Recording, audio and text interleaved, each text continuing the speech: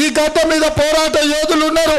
ఈ గడ్డ మీద సమస్యల పరిష్కారం కోసం జల్ జమీన్ జంగుల్ అనే పోరాటాన్ని చేసి ప్రపంచానికి తమ పోరాట పటిమను చూపిన, తమ వీరత్వాన్ని ధీరత్వాన్ని ప్రపంచానికి చాటిన ఆదిలాబాద్ గడ్డకు వచ్చిన తెలంగాణ రాష్ట్రంలో న్యాయం జరుగుద్దని మేము ఆలోచన చేసినాం. ఆనాడు Congress party doctor YS Rajasekhara Reddy అధికారంలో ఉన్నప్పుడు ఈ ఆదిలాబాద్ లో ప్రతి ఎకరాకు నీళ్లు ఇవ్వాలన్న ఆలోచనతోటి ప్రాణహిత చెవెళ్ల ప్రాజెక్టుని తుమ్మిడిఎట్టి దగ్గర నిర్మించి 1,60,000 ఎకరాలకు మీకు నీళ్లు ఇవ్వాలనుకున్నారు. తెలంగాణ రాష్ట్రానికి 14 లక్షల ఎకరాలకు సాగునీరు అందించాలనుకున్నది. తుమ్మిడిఎట్టి దగ్గర ప్రాజెక్టు నిర్మిస్తే అత్యధికంగా ఆదిలాబాద్ కు లాభం జరుగుతుంది.